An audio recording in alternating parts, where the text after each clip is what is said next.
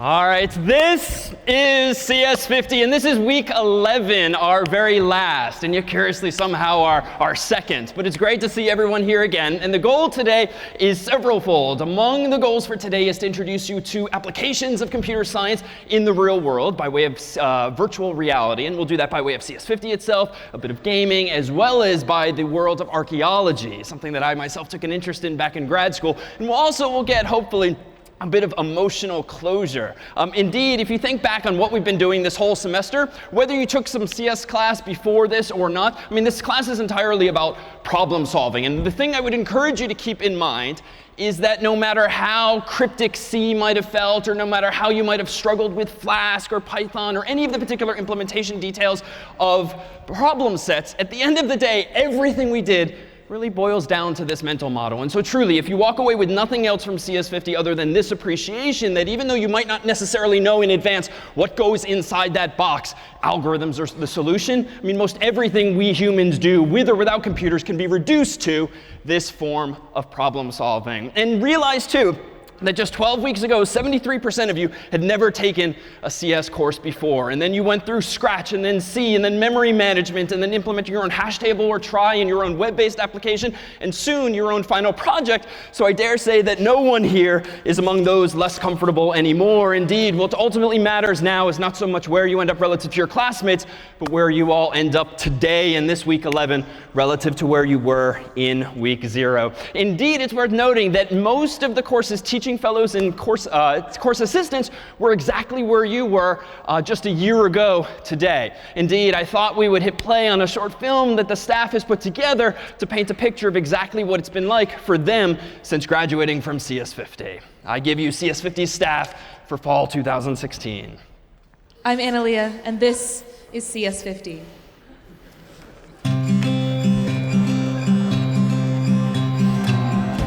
Thank you so much to this year's staff, without whom the course really wouldn't be what it ultimately is for students. Indeed, more than just videos and problem sets and tests and quizzes, CS50 really is about the interpersonal experience that students have with the course and that connection that they make with the whole teaching staff.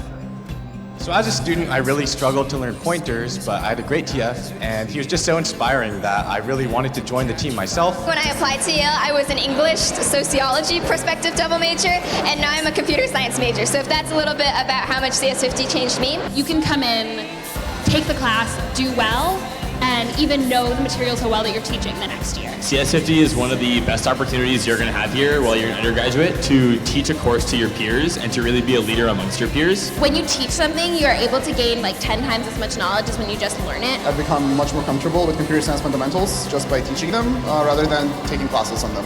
And it's really amazing to watch these incredibly bright-eyed, incredibly enthusiastic, just fresh out of high school students learning about CS and asking these really intense, really detailed questions in section and just getting really excited about the material with me. It's for that aha moment when you're helping a student in office hours and they've been struggling for hours and all of a sudden they get it. And it's that moment that I think is really special. We are super, super excited every year when we have new people apply for CAs and TFs and graders, and being on staff is the most fun part of CS50 and has been super, super defining of my whole experience at Harvard. To my students, I'd like to say, you're live. I love you all. You guys are great. And comment your code. You should be a TF for CS50 to be able to empower other people. It's as simple as that.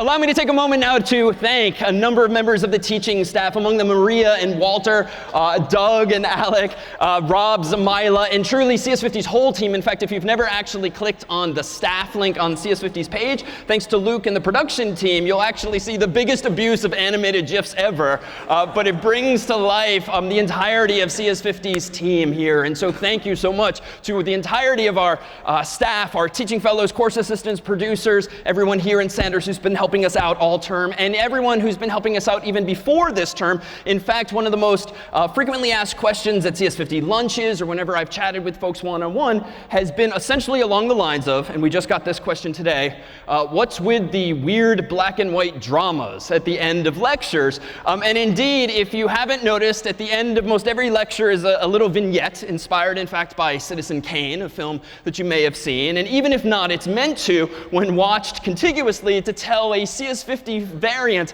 of that same story. And even if you haven't watched them all, they're all on CS50's homepage. But we thought we'd give you a bit of emotional closure with the last such scene, wherein it is revealed what Rosebud is.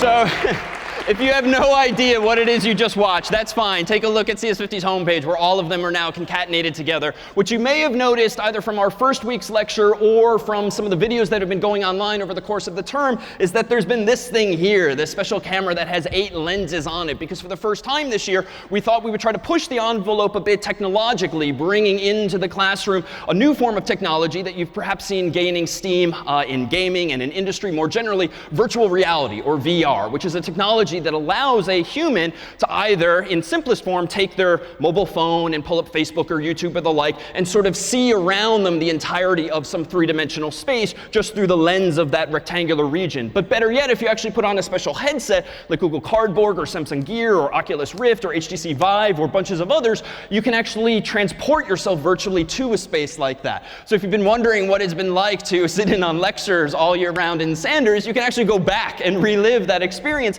thanks to this kind of camera here. And in fact, I can draw attention to it in the photograph here, and I can also draw attention to CS50's own Connor Doyle, a sophomore who joined us just over a year ago on CS50's team. In fact, we met him at Visitas, and he came up as pre-Frosh were wont to do, expressing an interest in getting involved in CS50 goings-on, since he's been an aspiring filmmaker and technophile. And so he actually joined CS50's team last year, has been taking CS50 this semester, and has been our go-to guy for all things virtual reality, among as well as alongside CS50's own production team. And so I thought it would be appropriate, given how much time the team has spent on this technology, in large part not so much to simulate what it's like for Harvard students or Yale students to experience classes in Sanders Theater, but there's this whole outreach effort these days by way of a program called AP CS Principles, which is a new AP course from the College Board that high school students around the world can start taking in satisfaction of an AP credit. And CS50 is just one of the implementations of that new course. Code.org, UC Berkeley, and others have theirs.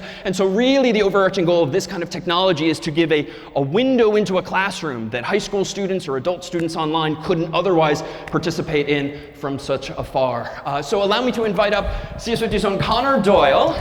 Welcome to Connor. Hey. Hi, and while we get something set up, would someone like to volunteer to be a participant in CS50 VR, putting on his or her face virtual reality goggles?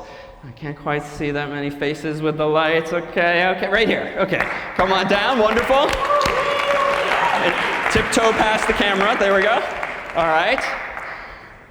Connor's getting things set up. And what's your name?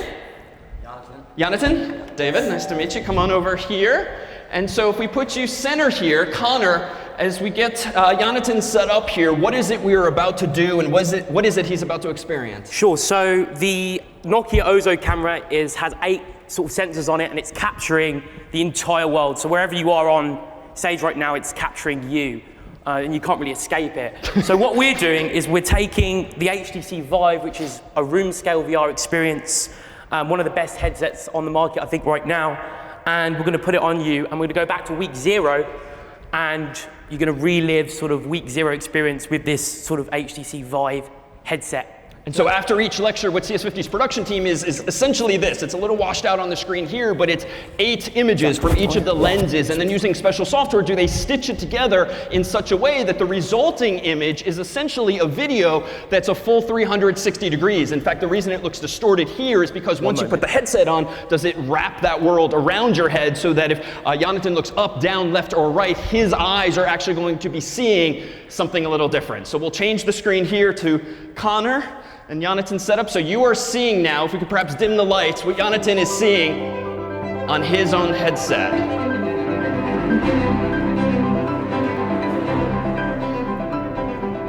So this is week 0. This is CS50. A little meta. There was Connor, in week 0. Introduction to the Intellectual Enterprises of Computer Science and the Art of Programming. And my name is David Malin, and I was just thinking this morning that it's been, amazingly, 20 years today since I last sat where you guys do now. So you'll notice, too, it's a little hard to see the touch screen from the headset. So if you look toward the screen and now look down, you'll see that it's digitally superimposed there, so that for code especially, you can see it to me was kind of like all the more realistically. I was a bit of a geek growing up. All right, well, thank you to Jonathan. Let me bring you back to reality if we can. To just be a whole bunch of people programming all the time. Thank you. Welcome back. We have time for maybe 1 or 2 other demos. Would a second volunteer like to come on up now that you know what you're getting? Oh, now their hands are going up. Let's see, a little farther back, a little farther. Okay, waving at me there in the jacket. Come on down. All right, come on down. So it's a little harder to justify this one academically, but you'll see artistically what's truly possible in this virtual reality in space. In fact, the game or the program we're about to see, Tilt Brush, allows you to paint not just in a 2-dimensional space, but in a 3-dimensional space, so that once painted, you can actually step in and around whatever it is you have created. What's your name? Mariana. Mariana, nice to meet you. Let me introduce you to Connor. Hi, nice to meet you. Hi. Awesome. Just going to drop this on your face. Careful. And we can start a really, really long line afterwards, perhaps, to play, but... Oh, this is a game? Yeah. And this time we're going to give to Mariana hand controllers that will allow her to physically move and manipulate this 3-dimensional space and not just sit there experiencing what it was like. So if we could dim the lights here too, I'm gonna paint. You'll see digital representation of the game controllers, essentially, that are in Mariana's hands here. Walk around.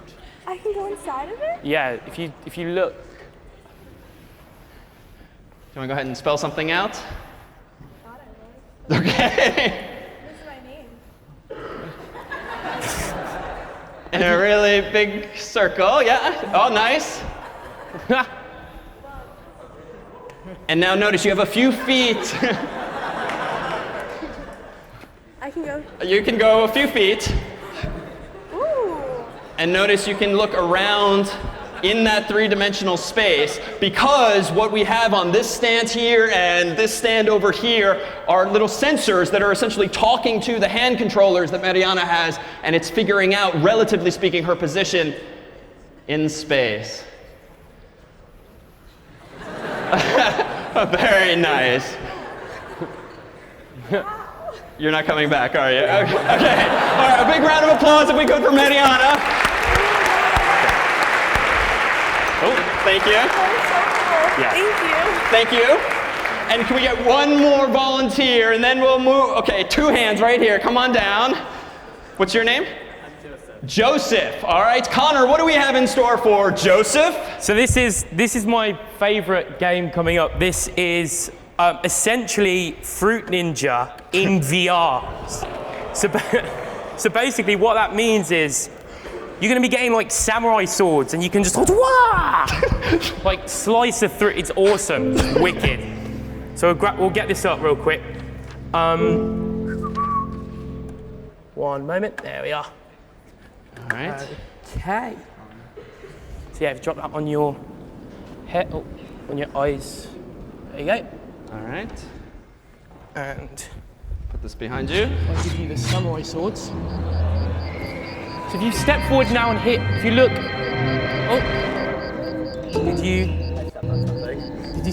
you remove the cable? That isn't. Stand by. Isn't helpful. 1 moment. There we go. Do we have to? Yeah, it's just gonna. There we go. There we go. We're back. All right. So if you've never played this game before on iOS or Android, the goal is simply to slice fruit. So 1 second. I see nothing. But we see everything. 1 sec. We've got this. All right. Here we go. Resetting. Revamping. We're rebooting. All right, Fruit Ninja. Splash screen's coming up.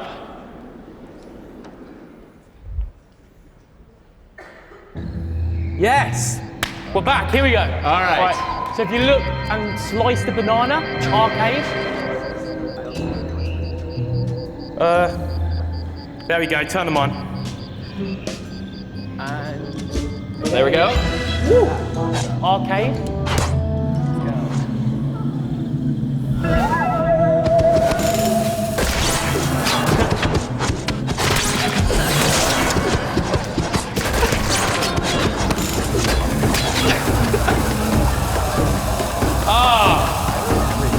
Hold on. We're back.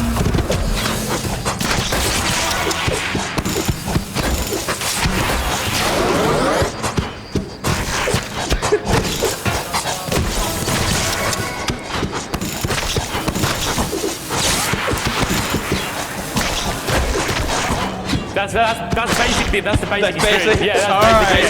All right, well, you have to be comfortable, by the way, being on the internet. So we'll now something to share at home. Thank you. And special thanks to Connor as well. So truly, this initiative and this experimentation with new technologies in academia is in large part, in our case, inspired by our friends in the archaeology department. In fact, just a year ago today, CS50 and myself included had no idea what it would mean for us to produce CS50 in virtual reality. But we reached out to our friends in the archaeology department with who had been experimenting with this technology in Egypt and in actual environments where it makes all the more sense to be able to transport humans to places they might not be able to go and experience virtually what it might be like to be inside of a tomb or inside of a pyramid or museums that not everyone in the world could otherwise access. And I'll admit a personal fancy for this field. I had a sort of mid-grad school life crisis some years ago where I started wondering, why am I doing my PhD in computer science and archaeology? And that's because of the inspiration of friends like ours, like Professor Peter Manuelian, who will come now up and introduce us to the world of VR in Egyptology.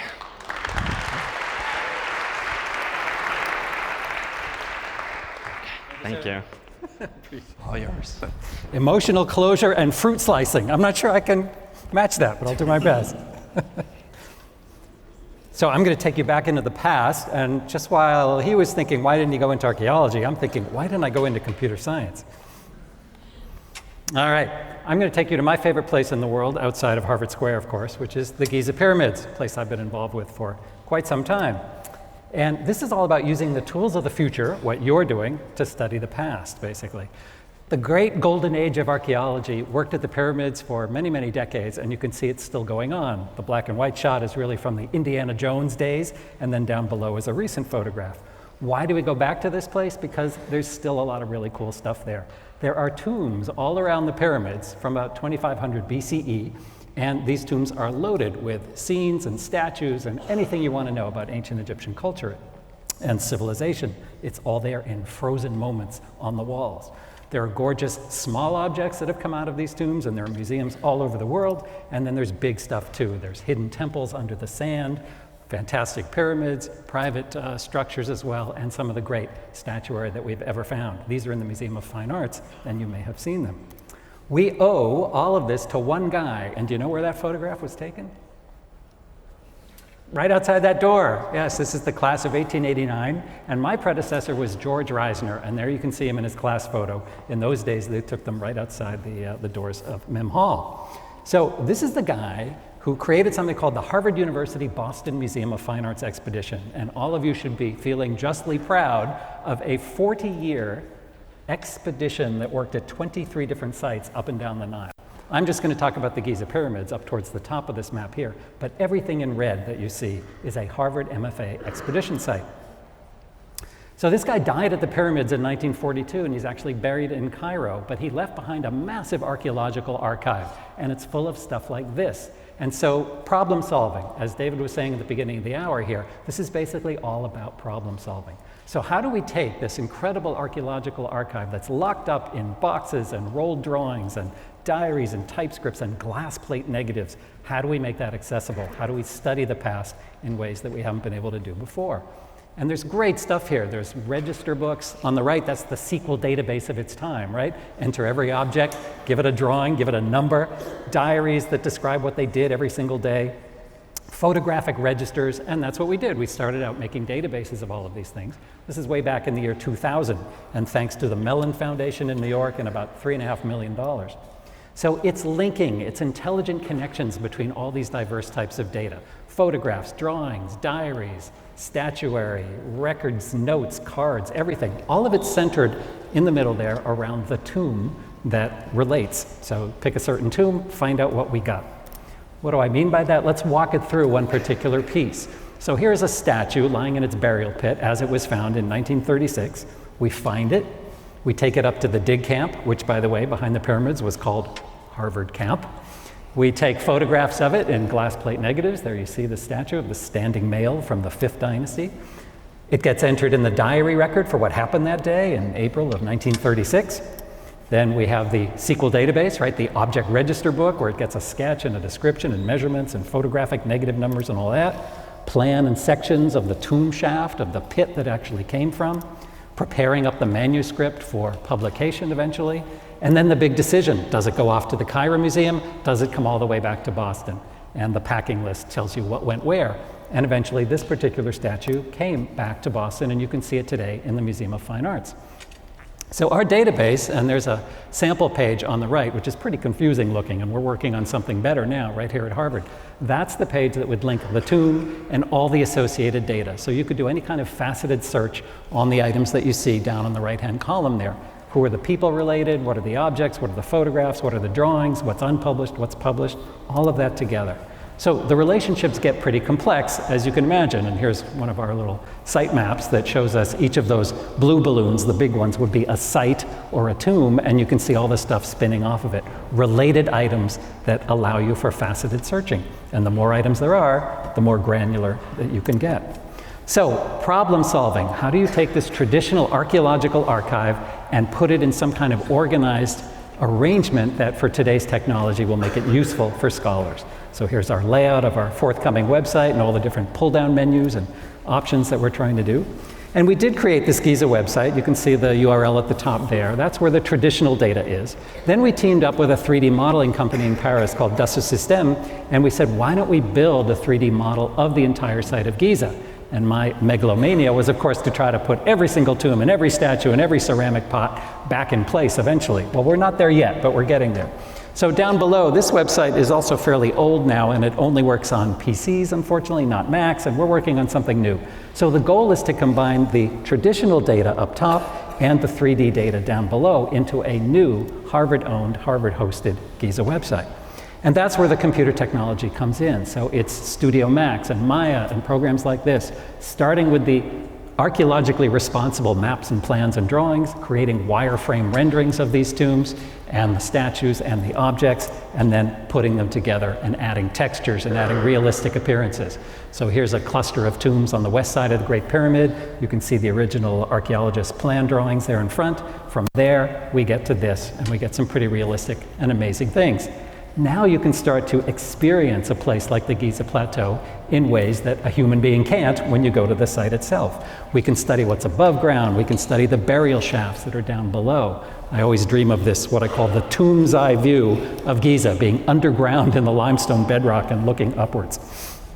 So we launched all of this material a few years ago, and it got tremendous worldwide press in lots of different languages, and now we want to take it further. So it's time to upgrade, and here's a sneak peek at what I hope will be launched next year, early next year, just a prototype of our new Giza website, and there you can see the 3D model that we've created. So there's a teaching classroom above the geological lecture hall where we do this in VR. Students come in, put on the 3D glasses, and experience the model this way. And it's not just a video, it's a real-time model. So I can dive down a shaft or go to the left or go to the right, whatever it is that they want to experience. It's a pretty cool way to look at the site. The next step, of course, is what you've just seen, is to take it to the headset level and then get it out of the classroom and make it accessible all over the place. So to do this kind of thing, you've got to study the reaction, the focus groups, and here's just a sample of one of our sample users who would then use the web, try to search for something for a school report, maybe go on the website. What pages would they go to? Would they even end up at our homepage, or would they dive right in? We're studying this bit by bit, and we hope maybe some of you might be interested in checking this out and giving us your feedback at some point too. That allows us to lay out the various pull-down menus and how the searching should go. Suddenly we're trying to be all things to all people, right? Someone who knows nothing about the pyramids but just wants to know, hey, what's cool here? Or a PhD candidate who's trying to do a dissertation on every statue of a seated female facing to the left on a tomb wall that's on the south or on the west side of the pyramid, trying to provide everything for everybody. So lots of cool stuff still to come, and my fantasy is that eventually everyone's got one of these headsets, whether it's Google Cardboard or HTC Vive or whatever.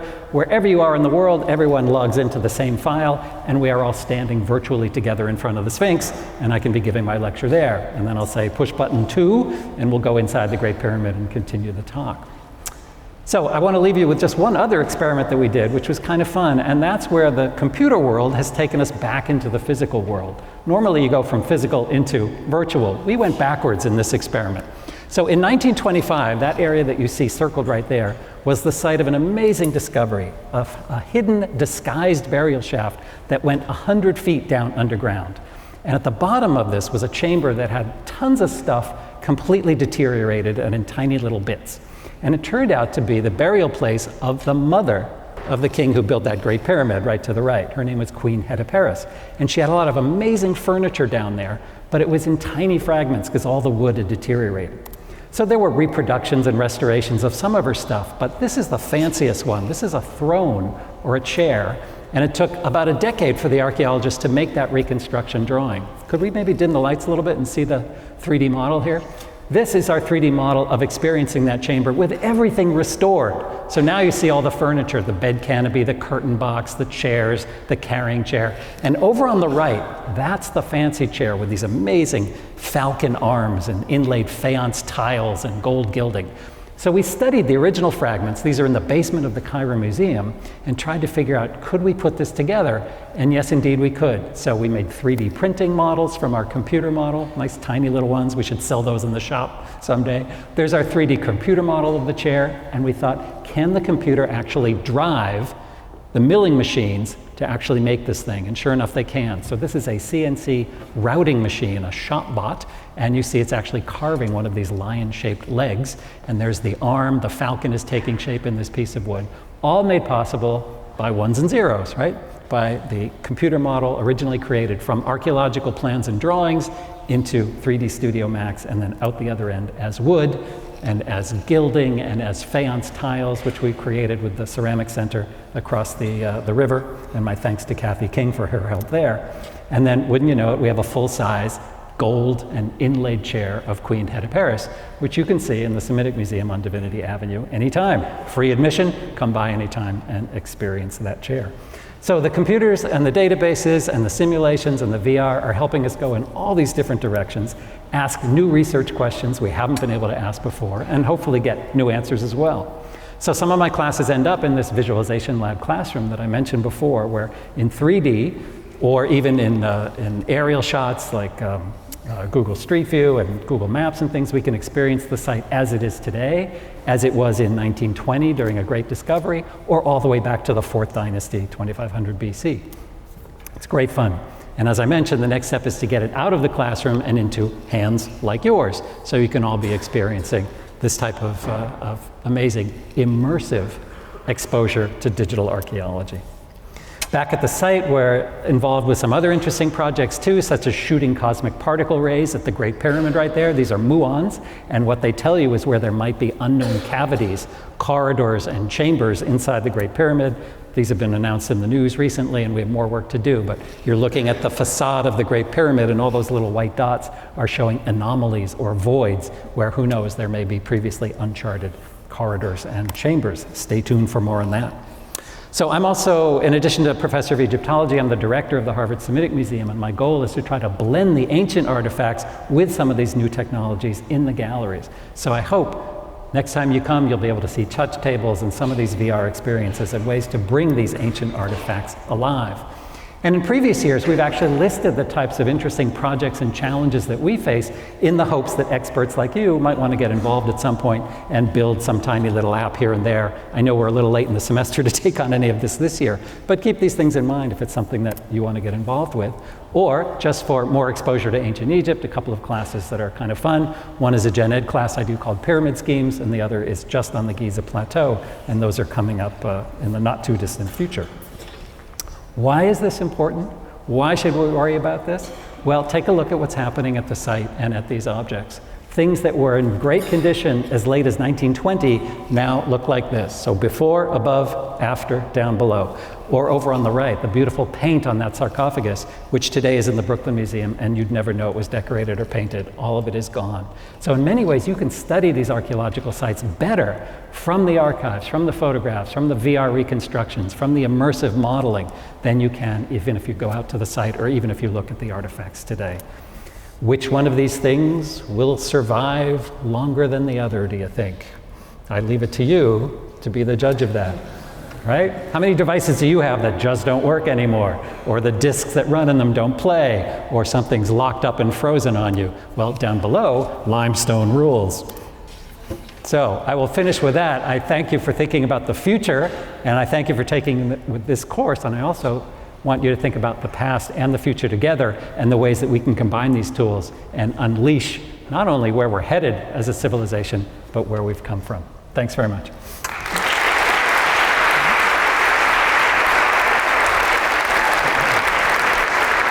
Oh, yes.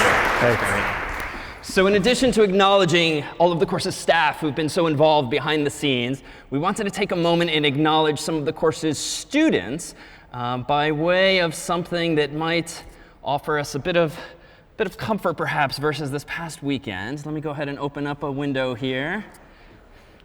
So we have a few acknowledgments to make, and one of them we thought would be fun to do by way of this game here that will rematch Harvard against Yale and some others, for which we need, for just a moment, one volunteer. One volunteer. Some other hands? Any other hands back there? No? Okay, right. Okay, 2 hands, I guess, does it. Come on up. What's your name?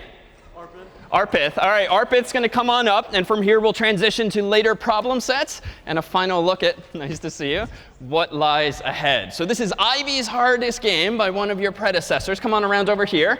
I'm going to go ahead and click the green flag, as you may recall from some 12 weeks ago. And if we can crank up the volume here, you're going to go ahead and press the space bar to start and use the up, down, left, right arrow.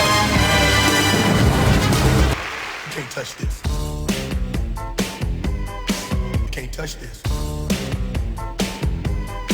You can't touch this. You can't touch this. So notice, of course, the loops that must be involved here, the if condition that just executed, the copy operation, slightly faster, very nice, the variables up to level 5. Yeah, that's how we living and you know. Look at my eyes, man. Can't touch it. Yo, let me bust this on lyrics.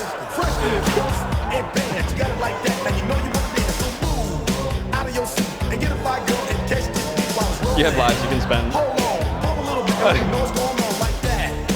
Like that. Nice. Nice.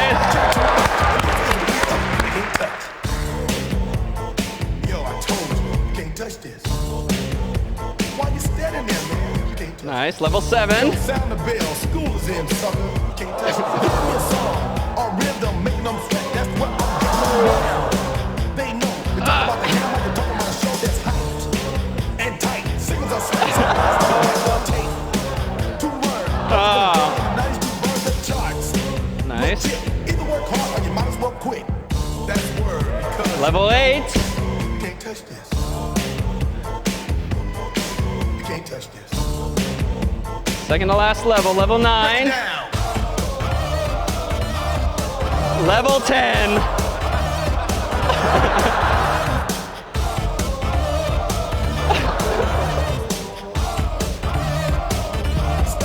Hammer time.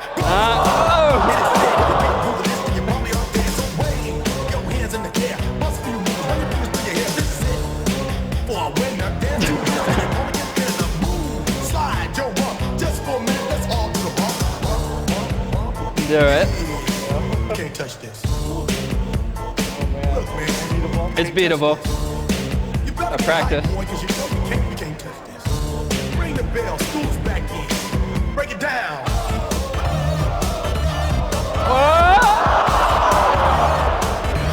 Try 1 or 2 more times.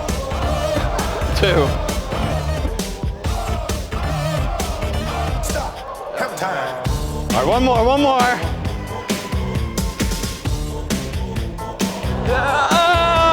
All right, we'll post this online. Thank you.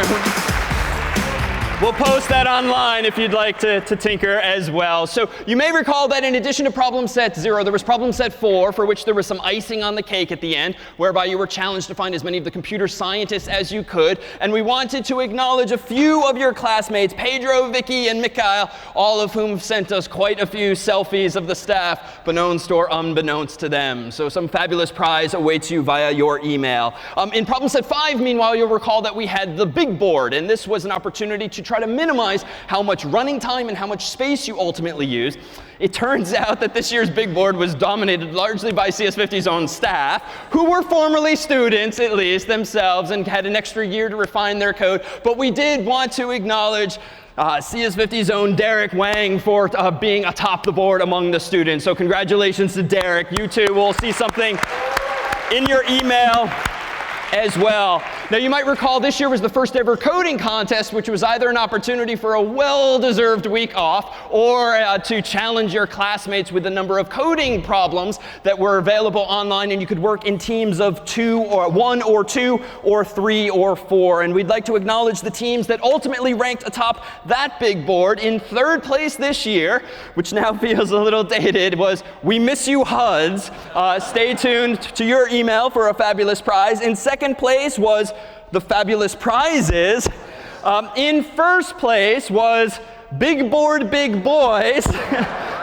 Congratulations to you. And the lucky raffle winner, which was drawn pseudo-randomly among all of those who participated, was Madeline. So stay tuned to your email as well. Now, there still remains a few things for everyone else here in the room, and that indeed includes the CS50 Hackathon. So at the CS50 Hackathon, you'll have an opportunity to arrive around 7 p.m. and depart around 7 a.m. and hopefully bite off a huge portion of your final project along the way, as well as partake after signing in Felipe's around 9 p.m., in Domino's around 1 a.m., and if still standing around 5 a.m., will we charter some Harvard shuttle buses and head to IHOP for breakfast.